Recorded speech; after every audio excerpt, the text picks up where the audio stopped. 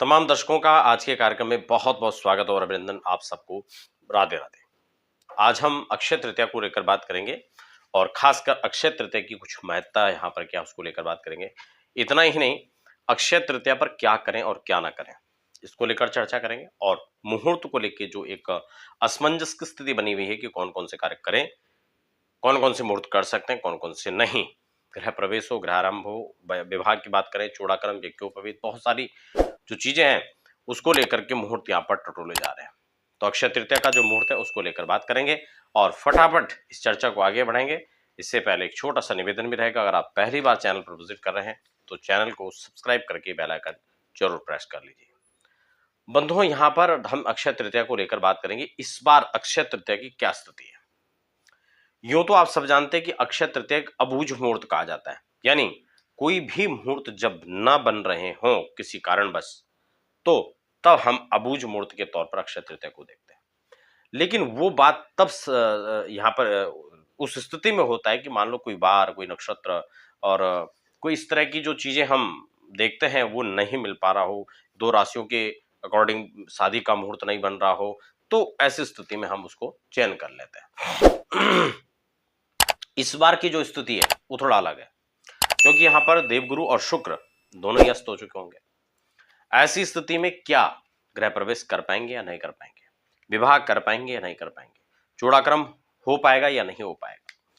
तो ये बहुत सारी चीजें हैं। वाहन खरीदना है, अब कई लोग आपने देखा होगा वो कह रहे होंगे नहीं नहीं करेंगे, नहीं कर सकते हैं। कुछ लोग कह रहे होंगे नहीं, अक्षय तृतीया तो एक ऐसा मुहूर्त होता है जब मुहूर्त न होने पर भी मुहूर्त हो जाता है।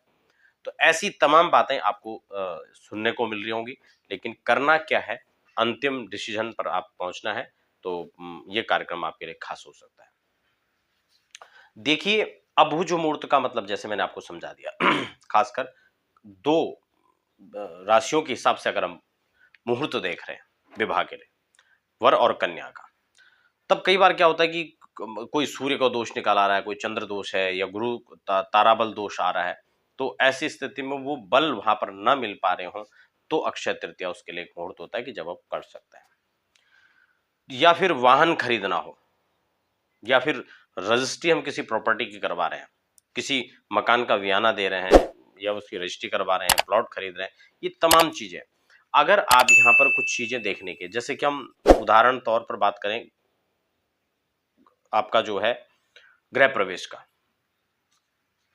तो गृह प्रवेश के लिए एक निश्चित मुहूर्त होता है, क्योंकि गृह प्रवेश एक बहुत विशेष आपके जीवन में एक स्थान रखता है, महत्वपूर्ण स्थान रखता है।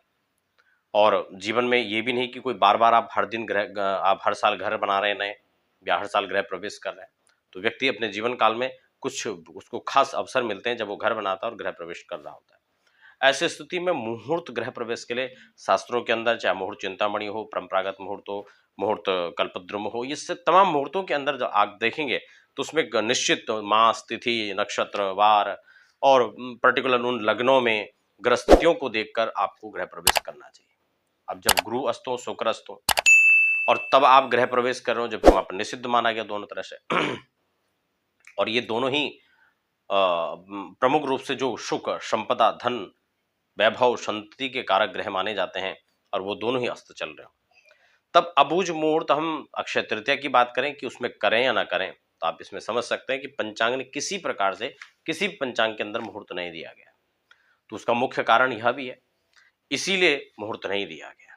हाँ, अगर विवाह की बात आए तो ऐसी स्थिति में यहाँ पर गुरु शुक्र के अंदर विवाह भी नहीं होता है, तो इसलिए वो भी यहाँ पर नहीं होगा। चूड़ाक्रम, यज्ञोपवीत की बात आए तो वो भी यहाँ पर नहीं कर सकते हैं। लेकिन हाँ, अगर आप गाड़ी खरीद रहे हैं तो वाहन आप खरीद सकते हैं, कोई दिक्कत नहीं है। अगर आप जो है किसी प्रॉपर्टी का रजिस्ट्री आप करवा रहे हैं तो बिल्कुल करवाइए, उसे आप खरीद रहे हैं, बेच रहे हैं, तो इन सब बातों में इसका कोई बहुत प्रमुखता से जो है ध्यान देने की बात नहीं है। लेकिन हाँ, गृह प्रवेश के परिप्रेक्ष्य में हम देखें तो इस पर पूर्णतः विचार की आवश्यकता होती है। तो ये चीजें थी जो हम मुहूर्त को लेकर खासकर यहाँ पर जो असमंजस की स्थिति थी उसको यहाँ पर हम क्लियर कर देते हैं। तो कुल मिलाकर ये मुहूर्त आप इस दौरान नहीं कर पाएंगे और किसी भी पंचांग में इस प्रकार के कोई मुहूर्तों की पुष्टि नहीं की गई है। तो आशा करता हूँ आज का कार्यक्रम आपके लिए जानकारी वाला रहा होगा, आपको इससे सीखने समझने को मिला होगा।